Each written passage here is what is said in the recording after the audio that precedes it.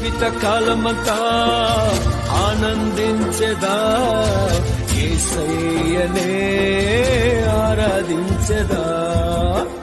కుంటితేనే ధారల కన్నా యేసునామమే మధురం, యేసయ్య సన్నిధినే మరువజాలను. Download ShareChat.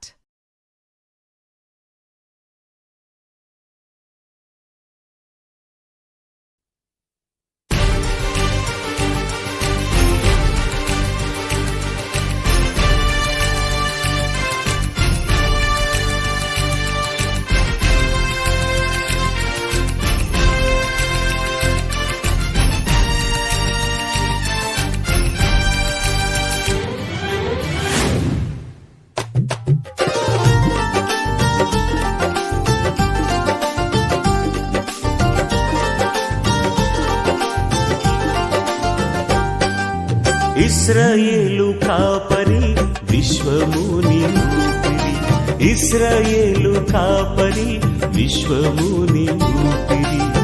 పరలోక సారథి ప్రభునా వారధి, పరలోక సారథి ప్రభునా వారధి. యేసు నా రథ సారథి, నా హృదయ కాపరి.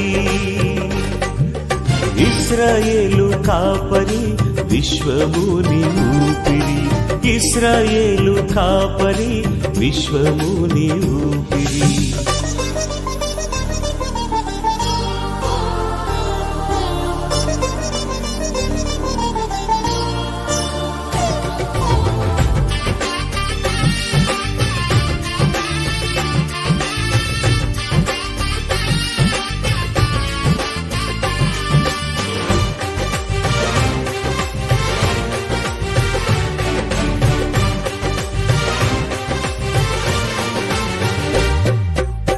బబులోను బానిస బంధాలు తెంచి, బాధలు లేని బ్రతుకునియా.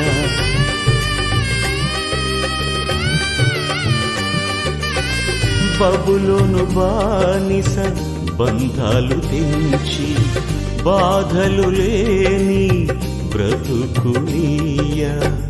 సిలువ కాటాలో శ్రమల కౌగిటిలో, సిలువ కాటాలో శ్రమల కౌగిటిలో రక్తము కాచి రక్షణనిచ్చిన నా యేసయ్య, నీ రక్తము కాచి రక్షణనిచ్చిన నా యేసయ్య.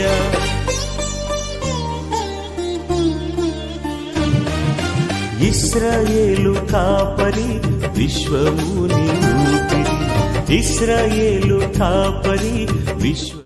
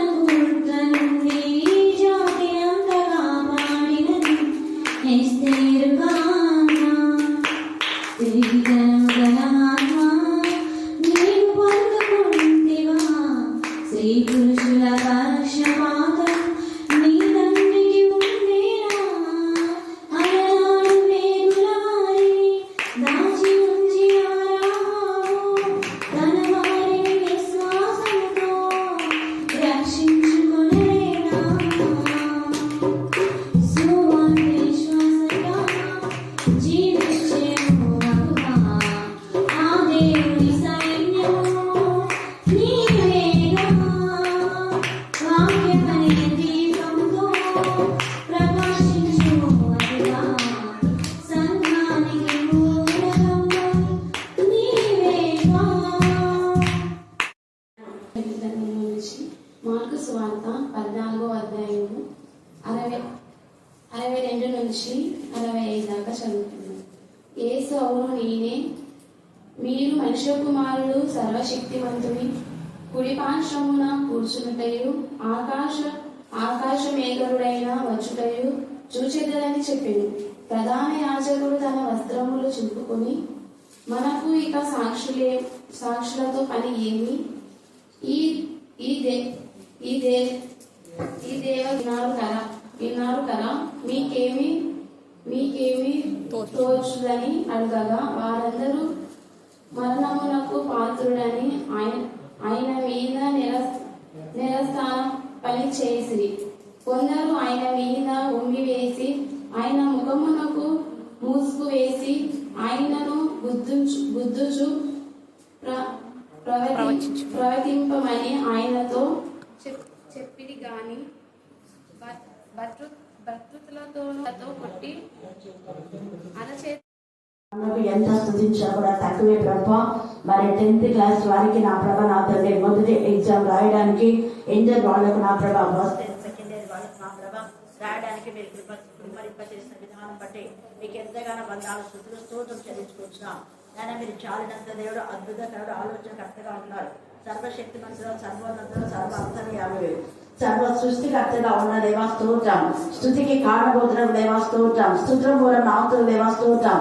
స్తుతి చేయడం మీకు శోభస్కరమైన విధానం బట్టి కూడా మీకు వందనాలు స్తుతులు స్తోత్రం చెల్లించుకుంటున్నాం. ఈ రాత్రి కాల సమయమందు మా ప్రభా చదవన లేఖన భావన ఆచరించి విరిచి మందరి చూడాలని మీరు పరిపరచమని ప్రార్థిస్తున్నాం. నేను వాక్యంలో వాక్శక్తిలో మీరు మార్చండి, వాక్యం ద్వారా బలపరచండి, వాక్యం ద్వారా ధైర్యపరచండి, వాక్యం ద్వారా స్వస్థపరచండి, వాక్యము ద్వారానే దురాత్మల ప్రేతాత్మల సమూహం నుంచి విడిపించమని ప్రార్థిస్తున్నా. దేవా వాక్యం బయట వెళ్ళించినప్పుడే మా తండ్రి అనేక మంది జీవితాల్లో మార్పు కలగడానికి మీకు దయచేయండి తండ్రి. స్తోత్ర దేవా అన్యజనులతో మీరు మాట్లాడుతున్నారు తండ్రి. దేవా ఆధ్యాత్మికంగా బలపడి మా తండ్రి వారి మీద స్థిరపడడానికి మీ కృపాస్థానం దయచేయమని ప్రార్థిస్తున్నా. అన్యులు ఎంతమంది అయితే వారి యొక్క వ్యాపారాల గురించి ప్రార్థన చేయమన్నారో వారందరినీ మీ కరుణాపీఠంలో ఎత్తిపడుతున్నాం. దేవా సోదరి గోపిని లక్ష్మిని మీరు జ్ఞాపకం చేసుకో నా తండ్రి. వారి వ్యాపారంలో దేవా వారికి కావలసిన నా తండ్రి ఆర్థిక సహాయం నా తండ్రి వారి కష్టంలో తగిన ఫలితాన్ని మీరు దయచేయమని ప్రార్థిస్తున్నా. అనేక మంది తమ పంట నా తండ్రి దేవా అమ్మడానికి వెళ్తుండగా పంటకు తగిన నా ప్రభా నా తండ్రి ఫలితం మీరు దయచేయమని ప్రార్థిస్తున్నా. విద్యార్థులు కూడా వారి కష్టంలో తగిన ఫలితాన్ని మీరు ఇస్తున్నారు. యెహోవా ఆశీర్వాదమే ఐశ్వర్యం అని సర్వించిన దేవా మీకే వందనాలు స్తుతులు స్తోత్రం చెల్లించుకుంటున్నాం. మీరు ఆశీర్వదించితేనే మేము ఆశీర్వదించబడతాం. అలాగనే దేవుని కార్యంలో అశ్రద్ధ చేయవాడు శాపగ్రస్తుడని మీ వాక్యంలో తేటగా మీరు సెలవించారు.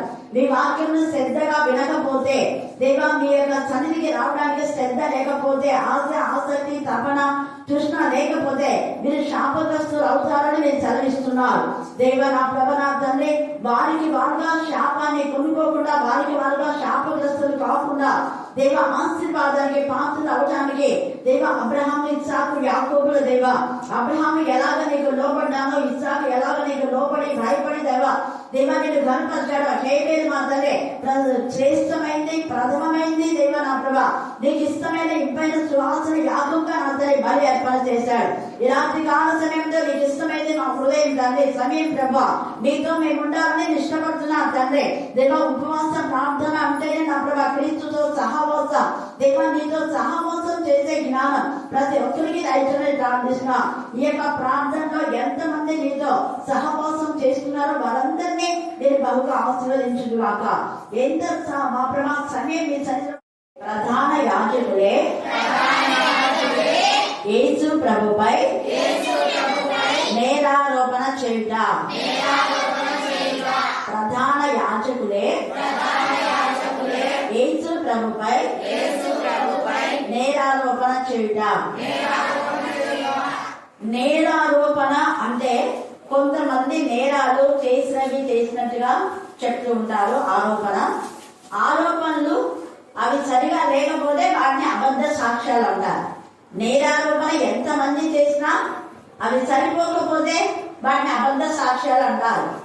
ఈ యొక్క సమయంలో ప్రత్యేక రీతిలో ప్రధాన యాజకులు, ఈ యొక్క మార్కు సువార్త 14వ అధ్యాయం అంతా కూడా ప్రధాన యాజకుల గురించే రాయబడింది. అంటే ఈ యాజకులు యేసు ప్రభుల వారిని వాక్యం చెప్తున్నప్పటి నుంచి ఆయన శిలువ శ్రమలు అంటే మరణించే వరకు ఒక కక్షపూరితమైనటువంటి విధానంలో మీరున్నారు. ప్రస్తుత సమాజంలో కూడా చాలా మంది మంచి చేసే వారిపైన కక్ష పడుతున్నారు. యేసు ప్రభుల వారు మంచి చేశారు, అనేకులకు రోగులను బాగు చేశారు, అనేకులకు వాక్య పరిచర్య చేశారు, మరి ముఖ్యంగా వ్యభిచారులు, దొంగలు, మాంత్రికులు మారారు కదా. శుద్ధ శక్తులు ఎన్నో లైవ్ మరి 2000 సేన అనే దయ్యం పట్టిన ఆ వ్యక్తిని బాగు చేస్తే అక్కడ ఏమన్నారు? బాగు చేసినారు కదా అని ఏమైనా సంతోషపడ్డారా? ఏమన్నారు? నువ్వు ఇక్కడ నుంచి పో అన్నారు. ఎంత బాధ చూడండి. యేసయ్య ఎక్కడైతే అద్భుతాలు చేస్తున్నారో అక్కడ అపవాది ఎంతగానో వాళ్ళు ప్రవేశిస్తుంది. ప్రధాన యాజకులు అంటే వాళ్ళు వాక్యం చదువుతారు, ప్రార్థన చేస్తారు మందిరాల్లో, మరి ఎంతగానో వాళ్ళు వాక్య పరిచర్యలో ఉంటారు. శాస్త్రులకు వాక్యం తెలుసు, శాస్త్రులు కూడా దేవుని గ్రంథాన్ని పఠిస్తారు. ఇలాంటి వాళ్ళే యేసయ్య పైన నేరారోపణ చేయడానికి కారణం ఏంటి అంటే వాళ్ళు చేసే తప్పుడు బోధను యేసయ్య ఖండించాడు. హల్లెలూయా, హల్లెలూయా, హల్లెలూయా. తర్వాత మందిరంలో అపవిత్రపరిచి మందిరంలో చేయకూడని పనులు చేస్తూ ఉంటే ఇది దేవుని మందిరం కదా, పరిశుద్ధమైన మందిరం కదా, దేవునికి ఇష్టమైన మందిరం కదా. ఇష్టమైన మందిరంలో మీరేంటి ఇలా చేస్తున్నారు? అపవిత్రం చేస్తున్నారే. అపవిత్రం చేస్తే ఎవరైనా యాజకులైన వారు పవిత్రపరచాలి. పవిత్రపరచవలసిన యాజకులే, శాస్త్రులే, పరిసయ్యులే దేవుని మందిరాన్ని అపవిత్రం చేయడానికి పురిగొలుపుతూ ఉన్నారు. కారణం వాళ్ళ లాభాల కోసం, లాభముల కోసమే నేను చూస్తున్నారు.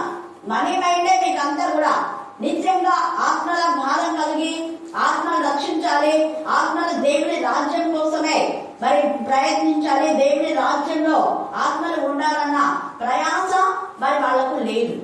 అందుకనే యేసయ్య బాధతో వేదనతో సంఘంలో జరిగే వాటిని అనేక మార్లు ఖండిస్తూ ఉంటే వీళ్ళకు నచ్చలేదు.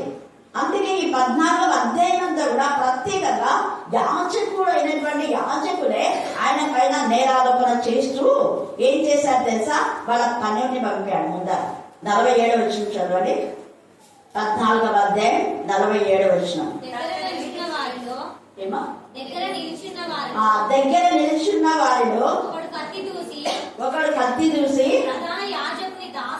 చూడండి, ప్రధాన యాజకుని దాసుని కొద్ది అంటే ప్రధాన యాజకుడు వాళ్ళ దాసుని పంపించారు. దాసుని పంపించాలంటే దాసునికి ఒకవేళ మంచివాడైనా మనకి చెడ్డ ఆలోచన ఇచ్చి యేసు ప్రభుగిన రాకపోతే కత్తితో పొడిచి చంపేసేయని కత్తునిచ్చి పంపించిన. అక్కడ యేసు ప్రభు శిష్యులు తప్ప ఇంకెవ్వలేదు కదా. కానీ ప్రధాన యాజకుడు దాసుని కత్తించి పంపించాడు. ఆ దాసుని కత్తి తీసుకొని కోపం చేసి పేతురు చెవి తెగనవుతాడు. బాధ అనిపించింది. అప్పుడు వెంటనే యేసయ్య దుర్గు పేతురు ఎందుకు అలా చేస్తావు నేను అడిగితే, వ్యూహంలో సైన్యం నాకు రాదా? 12 వ్యూహము అంటే ఒక వ్యూహానికి 12,000 ఉంటాయి. అలాగా 12,000 మంది నాకు వస్తారు. అలాంటివిగా నేను అడిగితే దేవుడే, కానీ మీరెందుకు ఇలా తొందరపడుతున్నారు అని చెప్పి కత్తిని వరలో పెట్టు అని చెప్పేసి అక్కడ పెట్టేశారు.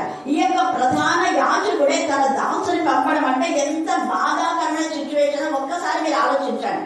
అందుకే యేసయ్య లేఖన భాగాలు చెప్తున్నప్పుడంతా వాళ్ళతో ఏమన్నాడు అంటే, మీరు మోసపోవద్దండి, జాగ్రత్తగా ఉండండి. ఈ యొక్క యాజకులు వీళ్ళందరూ కూడా నిలుటంగీలు వేసుకొని దీర్ఘ ప్రార్థనలు చేసి సంత వీధులలో బంధనాలు అగ్రస్థానాలు కోరుకొని విధవరాల ఇళ్లను మరి ఆ యొక్క ఎవరైతే మరి ఒంటరిగా ఉన్నటువంటి స్త్రీల ఇళ్లలో వచ్చి వాళ్ళని భ్రమలో పడేస్తుంటారు. జాగ్రత్త, మీరు అలా చేయొద్దు. ముందుగానే ఆ విధంగా హెచ్చరిక చేస్తున్నాను.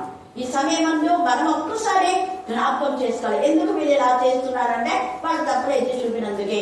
అందుకే దాసుని అతను రాకుండా అతని ఇంట్లో ఉండి చాలా మందిని పురికొల్పి పంపించాడు. కారణం యేసు ప్రభుల వారి యొక్క శిష్యుడు ఇస్కరియోతు యూదా కూడా వాళ్ళతో కలవడమే మెయిన్ కారణం. అది ఇస్కరియోతు యూదా పడిపోవడానికి కారణం ఈ యొక్క మరి గొర్రె చర్మాన్ని ధరించుకొని తోడేలాగా ఉన్న ప్రధాన యాజకులతో కలిసినందు వలన ఆయన జీవితాన్ని ఆయననే నాశనం చేసుకున్నాడు. అందుకే కొంతమంది ఎవరో శాపం పెట్టిన అవసరం లేదు. ఎవరి శాపం వాళ్ళనే, ఎవరి పాపం వాళ్ళనే శాపం పట్టుకుంటుంది. అందుకే లేఖను వాళ్ళు ఇందాక నేను దినకరణ అనుకుని మెసేజ్ తింటా ఉంటే చెప్తున్నానమాట. తర్వాత ఉదయం కూడా సైలెంట్ పడ్డ ఇద్దరు సేమ్ చెప్పారు. యెహోవా కార్యములను అశ్రద్ధగా చేస్తే వాళ్ళు ఎవరంట? శాపగ్రస్తులు. ఎవరు పెట్టారు మీకు శాపం? మీ శాపం మీకే. తర్వాత ద్వితీయోపదేశ కాండం 28లో శ్రద్ధగా ఎవరైతే ఆయన వాక్యం వింటారో వాళ్ళకి ఏంటి? బ్లెస్సింగ్స్.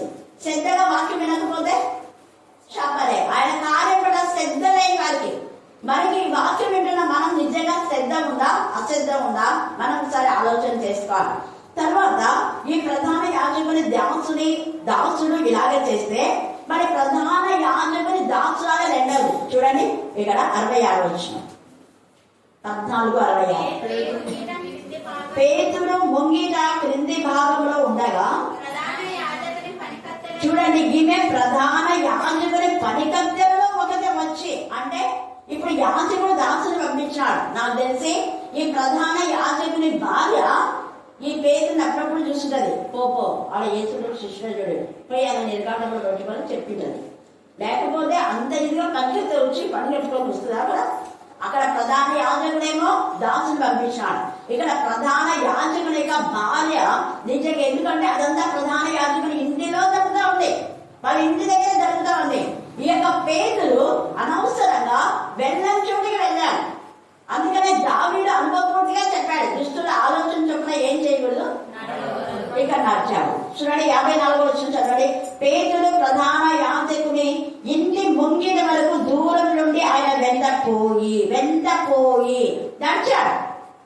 ఇలాంటి కాలంలో మేము నడవకూడని చోటు నడుస్తున్నావేమో, దేవుడు ముందే హెచ్చరిక చేస్తున్నాం, నడవకూడని చోటికి నువ్వు నడవద్దు అని. తర్వాత అపహాసకులు కూర్చునే చోట ఏం చేయకూడదు.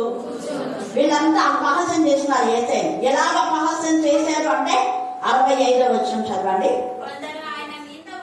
కొందరు అంటే ఎవరా కొందరు అంటే ఆ కొందరంతా ప్రధాన యాజకునికి సంబంధించినటువంటి సొత్తులే, వాళ్ళ బంధువులు, వాళ్ళ పని. ప్రధాన యాజకుడు అప్పట్లో యాజకులు చాలా మంది పనులు, అంటే దేవుడి మందిరంలో పనిచేసే వాళ్ళందరూ వాళ్ళ పని వాళ్ళేమో. అలాగా ప్రధాన యాజకుని యొక్క బంధువులు, శాస్త్ర బంధువులు, పెద్దల బంధువులు, ఇంకా కొంతమంది వాళ్ళ పని వాళ్ళు, వీళ్ళందరూ కలిసి యేసయ్య మీద నేరారోపణ చేసి ఏం చేస్తున్నారు అంటే ఆయన ముఖంలోకి ఏం వేశారట? ఉమ్మి వేశారు. ఒకసారి అర్థం చేసుకోండి. నీ కోసం నా కోసం యేసయ్య ఉమ్మి వేయబడుతున్నారు. ఈ యొక్క రాత్రి కాల సమయమందు మన బ్రతుకులు ఎలా ఉన్నాయి? యేసయ్య నీ కోసం నా కోసం ఉమ్మి వేసుకున్న అదే యేసయ్య ఇంకొక మాట చెప్తారు, మీకోసమే నేను ఉమ్మి వేయబడి మీ ముఖములు దేవునితో మరి మహిమకరంగా దేవుని యొక్క స్వారూప్యంలోకి మన ముఖాలు రావాలని, మహిమ ముఖములతో మహిమ దేహంతో మనం దేవుని సన్నిధిని ఉండాలని ఆయన ముఖం పైన ఉమ్మి వేయించుకున్నాడు. అందుకని ఆయన స్వరూపమైన సొగసైన లేనివాడుగా మారాడు. ఆయన ఎంత చక్కటి స్వరూపం, చక్కటి స్వరూపమైన యేసయ్య స్వరూపము సొగసైన లేనిగా మారడానికి కారణం నిన్ను నన్ను సౌందర్యవంతంగా చేయడానికి. అందుకే కీర్తనకారుడు 96:6 వచ్చి చదవండి. కీర్తన 96:6 బల సౌందర్యంలో ఆయన సన్నిధి అంటే దేవుని సన్నిధి. దేవుని సన్నిధి మనం చేయవలసింది ఏంటి? వాక్య ధ్యానం, ప్రార్థన జీవితం, అంతేగాని గుడి పుటాలు కాదు. దేవుని సన్నిధిలో మనం చేయడం ఎక్కువగా రెక్కలు, ఆయన రెక్కలే మనకు ఆరోగ్యం. ఆ రెక్కలు వాక్యము ప్రార్థన, వాక్యము ప్రార్థన. హల్లెలూయా, హల్లెలూయా, హల్లెలూయా. మనం చూస్తే మలాకి 4వ అధ్యాయం 2వ వచనం చదవండి. మలాకి 4:2. అతని రెక్కలు ఆరోగ్యం ఇచ్చిన రాయబడి ఉంటుంది. నా నామమందు భయభక్తులు కలవారగు మీకు నీతి సూర్యుడు ఉదయించును. అతని రెక్కలు నీతి సూర్యుడి యొక్క రెక్కలు. సూర్య తేజస్సు అంటే సూర్యుడు అంటే కలంకం లేనివాడు. చంద్రులైన మచ్చ ఉంది కానీ సూర్యుడిలో మచ్చలేదు. సూర్య కోటి సూర్య తేజమయుడని పాడబడతాం. అలాంటి స్వచ్ఛమైన కళలు కలవాడు. కలమ గీతంలో అంటాడు, సూర్యులాగా మరి స్వచ్ఛమైన కళలు కలిగి వ్యూహ వ్యూహ సైన్య సమభూకరా రూపిణి ఎగుయినే ఎవరు. ఆమె సంఘం అలాగా ఉండాలని ఆయన యొక్క స్వరూపంలో ఆయన యొక్క సూర్య తేజస్సులో ప్రతిబింబించి సంఘము సూర్యుని కళలు కలాలని స్వచ్ఛమైన సంఘంగా, నిర్దోషమైన సంఘంగా, నిష్కలంకమైన సంఘంగా, దేవునికి ఇష్టమైన సంఘంగా, పవిత్రమైన సంఘంగా తండ్రి అయిన దేవుని ఎదుట నిలబెట్టడం కోసమే యేసయ్య ఈ విధానంలో ఆయన ముఖం పైన ఉమ్మివేయబడింది. బాగా అనుభవిస్తున్నాడు ఆయన. అందుకే ఆయన సన్నిధిలో మనకు బలము సౌందర్యం అంటే ఈ వాక్యంలోనే. అందుకే అతని రెక్కలు నీతి సూర్యుడైన ఆయన రెక్కలు అంటే వాక్యము, ప్రార్థన. యేసయ్య ఈ లోకంలో ఉన్న 3.5 సంవత్సరాలు పగలంతా వాక్యం చెప్పాడు, రాత్రంతా ఏం చేశాడు? ప్రార్థన. నీకోసం నా కోసమే, ఆయన కోసం చేయలేదు. నీ కోసం నా కోసమే ఈ యొక్క భయంకరమైనటువంటి ఈ ప్రపంచంలో యాజకులు అన్న వాళ్ళే మిమ్మల్ని బాధపెడతారు, పెద్దలు అన్న వాళ్ళే మిమ్మల్ని బాధ పెడతారు, శాస్త్రాలు అన్న వాళ్ళే మిమ్మల్ని వాక్యం చెప్పకుండా, సాక్ష్యం చెప్పకుండా, ప్రార్థన చేయకుండా, పాడకుండా వాళ్ళే మిమ్మల్ని ఆటంకపరుస్తారు. కానీ మీరు మోసపోకుడే, జాగ్రత్తగా ఉండి ఎక్కడో ఒక చోట దేవుని ఏదో ఒక విధంలో ప్రకటించండి. హల్లెలూయా, హల్లెలూయా.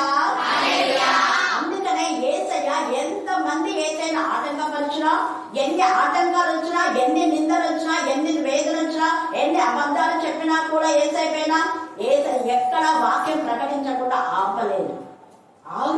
సాగిపోవాల్సిందే మన జీవితంలో. అపోస్తలుడైన పౌలు కూడా అనేక మార్లు, ఒకటి తక్కువ 39 దెబ్బలు. ఆయన శరీరం అంతా గాయాలే. ఇప్పటికీ దేవుని యొక్క సముఖంలో గాయాలు ఛాయ ఉంటుంది. యేసయ్య కూడా చూడమని అలచేదో చూడమని చూపించాడు కదా పునరుద్ధారణ అయినాక. ఆ యొక్క మరి పునరుద్ధారణ మహిమ దేహంలో కూడా యేసయ్య గాయాలు ఉన్నాయి కదా, ఉన్నాయి. సేమ్ అపోస్తలుడైన పౌలు కూడా మహిమ దేహమైన ఆయన గాయాలతో ఉంటాడు అక్కడ దేవుని సన్నిధిలో. కారణం అందరికీ సాక్ష్యంగా చెప్పడానికి. నీకు నాకు సాక్షిగా చెప్పండి. నేను క్రీస్తుల కోరిన ప్రకారం మీరు కూడా దండపడి నడుచుకోండి అన్నారు. చూడండి నా శరీరం ఎంత గాయపడిందో. ఎముకలు కేవలం ఈ యొక్క యోగులాగా ఈ నా శరీరం చీకిపోయిన ఎముకలతో దేవుని చూస్తానన్న ఆ యొక్క నిరీక్షణ అని అనేక విధాలుగా వాళ్ళు చీచి అంటున్నారు, ఉమ్మి వేస్తున్నారు. యోగులు కూడా వాళ్ళ భార్యనే చీదరించుకుంది, కానీ దేవుని ప్రేమ నుంచి వైదొలగల. ఇక్కడ యేసయ్య కూడా ఉమ్మి వేశారు కదా, ఇంకెందుకులే ఇంతమందిలో నన్ను ఉమ్మి వేశారు దేవునికి మాడే నాకు అని అనుకుని వెనక్కి వచ్చింటే మనమంతా నరకగిరి గంధకాలకు వెళ్ళేవాళ్ళం. యేసయ్యను అంత అవమానపరిచినా ఓర్చుకుంటున్నాడు ఆయన. ఆయన ఏ నేరం చేయకపోయినా కూడా నేరారోపణ చేస్తున్నారు. అందుకే ఆయన మీద ఉమ్మి వేసినారు. ఆయన ముఖమునకు ముసుగు వేసి ఆయనని గుర్తుచు ప్రవచింపమని ఆయనతో చెప్పసాగి బంధువులను ఆయన అరచేతులతో కొట్టి. వీళ్ళంతా యాజకునికి సంబంధించేవారు. ఎందుకు యాజకునికి సంబంధించిన వాళ్ళు అంటే వాళ్ళ యొక్క సాక్ష్యం అక్కడ చెల్లనందుకు కోపం వచ్చేసి గురైపోతున్నా. ఎన్ని సాక్ష్యాలు చెప్పినారు ఇక్కడ చూడండి. మనం చూసుకుంటే 55 వచ్చిన చదవండి, 14:57. ఇక్కడ ఉన్న యాజకులు ఇదంతా యాజకుల గురించే ఉంది. కాబట్టి మధ్యాహ్నం కొంత మనం ధ్యానం చేసుకున్నాం. ఇప్పుడు ఇంకా వివరణ. ప్రధాన యాజకులను మహాసభ వారందరూ యేసును చంపబడని ఆ మీద సాక్షులు వెదకిని కావాలని అనలేదు. ఏం చెప్పర ఒక్క సాక్ష్యం కూడా వాళ్ళకు వర్కౌట్ కాలేదు. అందుకే ఏమీ దొరకలేదంట. ఈ యొక్క రాత్రి కాలచంద్రు నీ మీద కూడా అనేక మంది అబద్ధ సాక్ష్యాలు చెప్పొచ్చు, ఈ రోజు చెప్పొచ్చు, కానీ వాళ్ళు రుజువు చేయలేదు. గట్టి హల్లెలూయా, హల్లెలూయా, హల్లెలూయా. నీ మీద అబద్ధ సాక్ష్యం చెప్పారని వెంటనే బాధపడి కృంగిపోయి ఏంటి బెంబెలెత్తిపోయి ప్రార్థన రాకుండా మరి స్తుతించకుండా మహిమపరచకుండా పాడకుండా ఉండకూడదు. ఇక్కడ యేసయ్య అలా చేయలేదు. నా మీద ఇంత అబద్ధం ఇప్పుడు చెప్పారు కదా అని వెంటనే యేసయ్య తన అవును నేను ఇలా మీరు క్షమించండి అని వాళ్ళని అడగడము, క్షమాపణ పెద్దలు అడగడం చేయలేదు. ఇక్కడ ప్రధాన యాజకుడు మాట్లాడితే కూడా మౌనంగా ఉన్నాడు. నోరు అస్సలు ఏ మాత్రం కూడా ఆయన మౌనం వహించాడు. నీకేంటి నేను చెప్పేది, చెప్పవలసినప్పుడు చెప్తాడు ఆయన, చెప్పకున్నప్పుడు చెప్పాడు.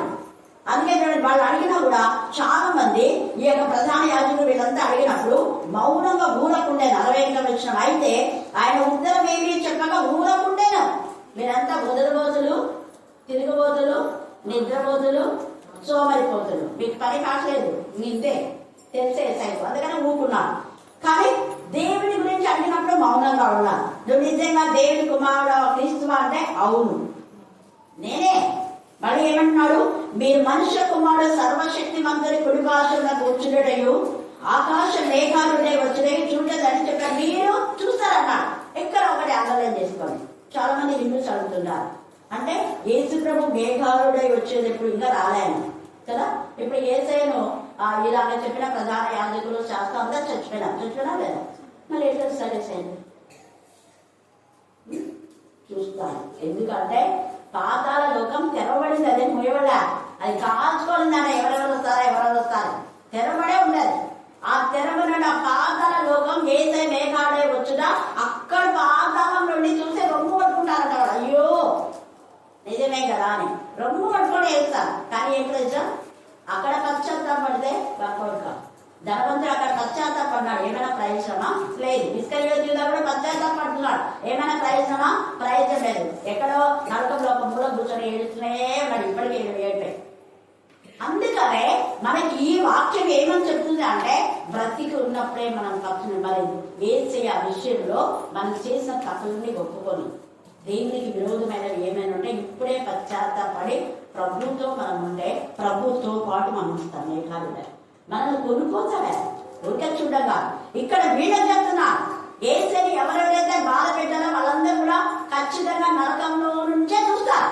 అందుకని యేసయ్య నన్ను పొడిచిన వారు కూడా చూస్తారు అన్నారు కదా అపొస్తలుల కార్యం 1:18. ఆయన మేఘాలుడే వస్తారు. తిరిగి వచ్చేటప్పుడు మనం ఆయన ఎదుర్కొంటాం. మనం ఒకవేళ నిలిచి ఉంటే మన ప్రభుత్వ పాటు ఉంటే మనము తర్వాత ప్రభుత్వం ఉన్న వాళ్ళు అందరం కలిసి మనం మేఘాలలోకి వెళ్ళిపోతాం. 3వ ఆకాశంలో కొనిపోబడతాం అంటాం. హల్లెలూయా, హల్లెలూయా. అందుకనే మీరు మనుష్య కుమారుడు సర్వశక్తి మంతుని కుడిపార్శ్వమున కూర్చుండుటయు ఆకాశ మేఘాలుడే వచ్చుడని చూడదని చెప్పాను. ఇంకా యేసయ్యను శిలువ వేసిన తర్వాత కూడా ఉన్నటువంటి కొంతమంది ప్రధాన యాజకులు స్టెఫెన్ను రాళ్లతో కొట్టి చంపినప్పుడు పౌలు కూడా వీళ్ళలో ఒకడే కదా. ఈ పౌలు కూడా ఏమన్నాడు, ఇక్కడ స్టెఫెన్ చెప్పిన మాట విన్నారు. స్టెఫెన్ ఏమన్నాడు, నేను తండ్రి కుడిపార్శ్వమున యేసు ప్రభువును చూస్తున్నాను చెప్పాడు కదా. అక్కడ ఆకాశం తెరవబడింది. అక్కడ ఉన్న వాళ్ళందరూ విన్నారు ఈ మాట. ఆయన చనిపోతున్న ఆ సమయంలో యేసయ్యని చూడడం వీళ్ళకందరికీ తెలిసిపోయింది. అక్కడ యేసయ్య ఏం చెప్పాడో అదే మాట ఆత్మ ద్వారా స్టెఫెన్ చెప్తూ ఉన్నాడు. ఈ యొక్క రాత్రి కాల సమయంలో ప్రభువుని ఎదుర్కోవడానికి, ప్రభుతో ఉండడానికి మనం యథార్థంగా ఉండాలి. మన మీద ఎన్ని అబద్ధాలను చెప్పని వెనకంజ వేయకూడదు. ఇక్కడ భూమి వేశారు, గుద్దారు, అరచేతులతో కొట్టారు. తర్వాత మనం చూస్తే ఇంకా ఎన్ని బాధలు చూడండి. 15 నుంచి చదవండి. 15వ అధ్యాయం 15 నుంచి. ఆయనకు ఊదారంగు వస్త్రం తొడిగితే ఆయన 6 వస్త్రాలు తీసినారు. నీ వస్త్రాలు కాదు, మేము చెప్పిందే వేసుకోవాలని వాళ్ళ ఊదారంగు వస్త్రాలు వేసి మున్న కిరీటమును ఆయన తల మీద పెట్టి, యూదుల రాజా నీకు శుభమని చెప్పి ఆయనకు వందనం చేయసాగని మరియు 2తో ఆయన తల మీద కొట్టి ఇంత ఇక్కడ చేశారు. వాళ్ళ కక్ష తీరకపోయినందుకు వాళ్ళు జడ్జిమెంట్ చేయడానికి లేదు. సంఘంలో ఒకసారి చెప్పండి, సంఘం కూడా వినకపోతే మరి న్యాయాధిపతికి అప్పగించండి అనేది. కాబట్టి న్యాయాధిపతి పిలాతు దగ్గరికి తీసుకొస్తే ఆ పిలాతు కూడా ఏం చేస్తాడే, దీనిలో నాకు ఏ నేరం కనపడదు అన్నాడు. హల్లెలూయా, హల్లెలూయా, హల్లెలూయా. ఏ నేరము కనపడలేదు అన్నప్పుడు వీళ్ళు ఏం చేయాలో తెలియలేదు. ఇక తెలియకుండా ఇదంతా ప్రధాన యాజకుల బలిస్తాను తరగతి చేస్తున్నాను. మీరే మీ ఇష్టం ఏమైనా చేసుకోండి. చివరికి ఆయన ఎలాగైనా యేసయ్యను విడిపించాలని ఈ యొక్క పస్కా పండుగలో ఒక వ్యక్తిని విడిపించాలి కదా, మరి ఎవరిని విడిపిస్తారు అంటే వాళ్ళు ఎవరిని కోరుకుంటారు? బరబ్బా. ఎంత బాధ చూడండి. మీలో ఎవరైనా ఒకరిని మరి విడిపించాలంటే మాకు బరబ్బానే కావాలన్నారు. బంది పోటులతో ఎందుకు బంది పోటును కోరుకున్నా అంటే మీరు బంది పోటు కాబట్టి. దొంగ దొంగని కోరుకుంటారు, తాగబోతు ఇష్టపడతాడు, వాళ్ళ క్యారెక్టర్ ఎవరంటే వాళ్ళని ఇష్టపడతారు. సేమ్ అది వాళ్ళు ఒక బంది పోటును వాళ్ళు విడిపించమంటే ఎంత క్రూరమైన మెంటాల్లో మనకు అర్థమవుతా ఉంది. అరే ఇతను బంది పోటు కదా, భయంకరంగా నరహత్యలు చేసిన వాడు కదా, ఇతని గురించి మీకు అందరికి తెలిసే కదా, మేము అతన్ని చెరసాలలో వేశాం.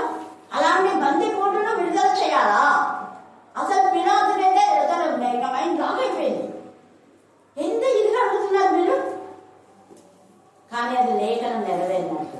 ఏసయ్య బరబోత అన్నారు, ఏసునవ్వా నేను మీరు కలిసి రక్షణ చెందాంలే, దేవుని రాజ్యం కడదామంటే కుదరదు. నీ రాజ్యం వేరే, నా రాజ్యం వేరే, కుదరదు. ఏ ప్రభాని అలాగే అడుగుతుండే, ఒక్కవేళ నేను నీకోసమైనా చనిపోతానే కానీ నీ రాజ్యంలోకి నేను రాను, నువ్వే నా రాజ్యంలోకి రావాలి. అలాగే నేను బరబ్బాకు అప్పుడు అర్థమైంది, బరబ్బా యేసయ్యను నీ పక్షంగా వేస్తున్నారు, నిన్ను విడుదల చేస్తున్నారంటే గుండె పగిలిపోయింది బరబ్బాకు. వెంటనే గుర్తొచ్చింది యేసయ్య మాట, నీకోసమే నేను చావైనా చస్తాను, నువ్వు నా రాజ్యంలోకి రావాల్సిందే కానీ నేను నీ రాజ్యంలోకి రానన్న మాట ఇంకా గుండె పగిలిపోయి గావు కేక వేసుకుంటే యేసు అనుకుంటా శిలువ దగ్గరికి వచ్చి గుండె పగిల అతను ఏడుస్తుంటే చాలా మంది బందిపోట్లకు మార్పు వచ్చినారు. హల్లెలూయా, హల్లెలూయా, హల్లెలూయా. గుండెలు బాగుంటూ లేదు, నేను చనిపోతా, నేను కదా తప్పు చేసిన, ఆయన ఏ నేరము చేయలేదేనా, ఆయన నిర్దోషి అన్నా కూడా ఈ పెద్దలు వదలటం లేదు, ప్రధాని అతను వదలటం లేదు. అక్కడ బరబ్బానికి మామూలుగా కొన్ని పుస్తకాల్లో చూస్తే అక్కడ వచ్చి బరబ్బా గట్టిగా వేసి ఈయన నిర్దోషి, ఈయన బదులు నన్ను సిలువ వేయండి అని అంటా ఉంటే గట్టిగా నేను పట్టుకోపోయి తోసుకొని అవతలికి తీసుకుపోతానంట. ఇంకా అతను అలాగనే అచ్చుకుంటూ ఎక్కడికో కొన్న అరణ్యంలో ఒక చోటుకు వెళ్ళిపోయి ఆ తర్వాత అందులో వేరే వాళ్ళ పక్షంగా అతను మరణిస్తాడు. హల్లెలూయా, హల్లెలూయా, హల్లెలూయా. జీవిత పర్యంత వరకు ప్రభును ప్రకటించు ఒక సాక్షిగా హతసాక్షిగా అయిపోతాడు బరబ్బా. ఈ యొక్క రాత్రి కాల సమయంలో ఒక బంది పోటుకు మారు మనసు వచ్చింది, ఒక బంది పోటు రక్షణ పొందాడు, ఒక బంది పోటు యేసయ్య గురించి తెలియజేస్తున్నారు. మరి మనం ఏం చేస్తున్నాం? ఎన్నిసార్లు యేసయ్యక మరి సిలువ శ్రమలను ధ్యానం చేస్తాం, ఎన్నిసార్లు ఆయన బాధ, వేదన, రోదన, ఆయన అవమానం, ఆయన నిందలని తెలుసుకుందాం. కానీ ఇంకా మార్పు పొందని జీవితంలో ఉంటే ఈ రాత్రి తండ్రి అయిన దేవుడితో మాట్లాడుతున్నాడు. మారు మనసు పొంది సమయం లేదు, ఇంకా మారు మనసు పొందనందుకే ఇస్కరియోతు యూదా బ్రతుకు అలాగైపోయింది. నరకాగ్ని గంధకాలకు వెళ్ళి అక్కడ ఏడుస్తున్నాడు. పశ్చాత్తాపడే అవకాశం లేదు.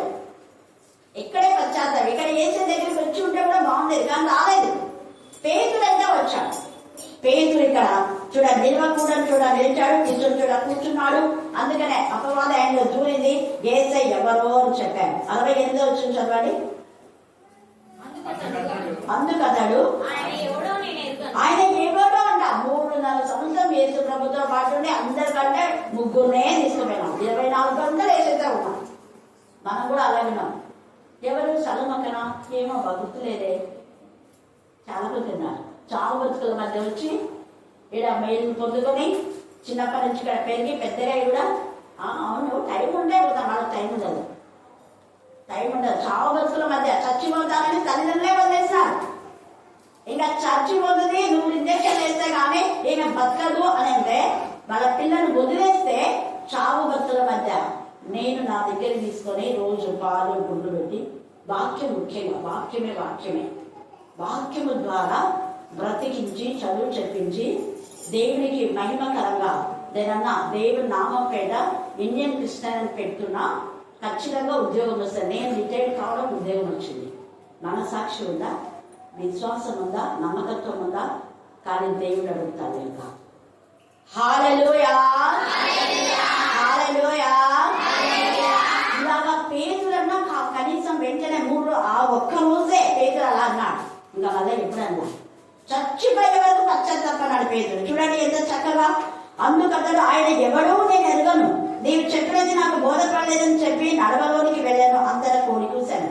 అప్పుడు చూడండి ఆ యొక్క పనికత్తెల్లో కూడా అతన్ని, అప్పుడు ఒకసారి కోడి కూసింది, పనికత్తె కూడా వచ్చింది, వచ్చి చెప్పింది ఇతనే నజరేయుడైన యేసుతో పాటు ఉన్నవాడు అంటే, దగ్గర నిలిచేవాడు అంటే.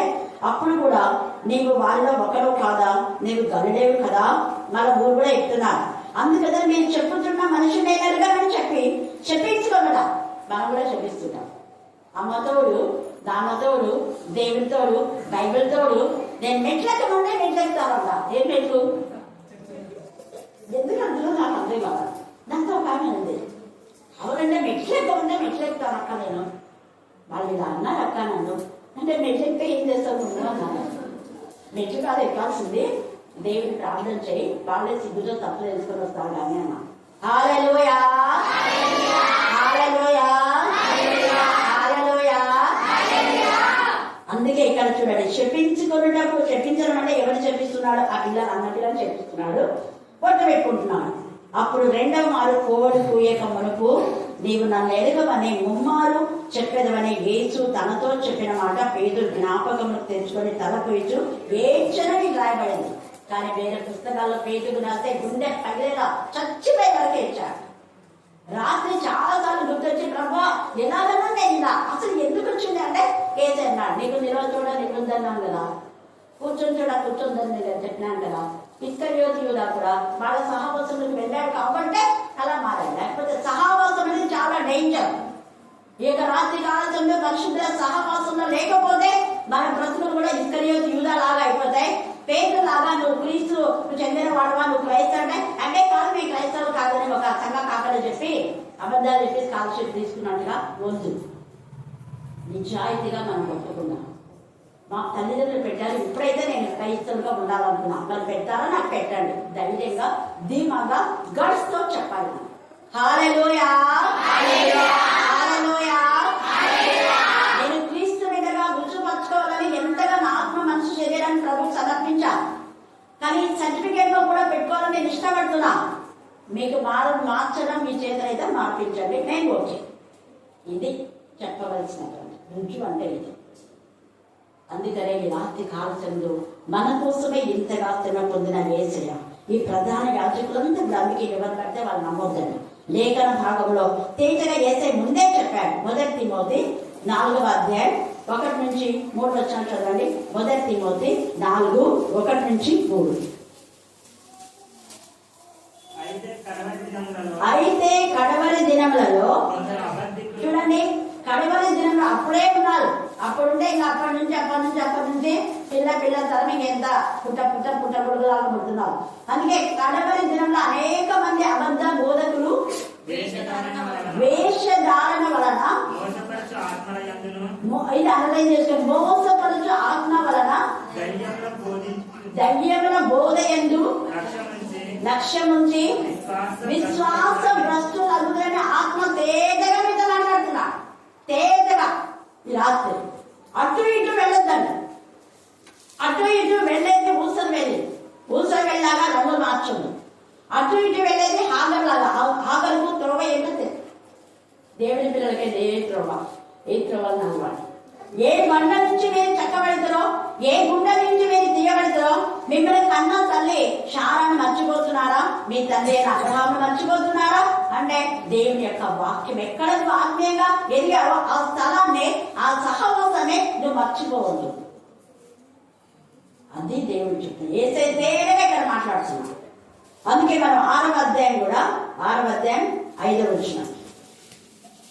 1 తిమోతి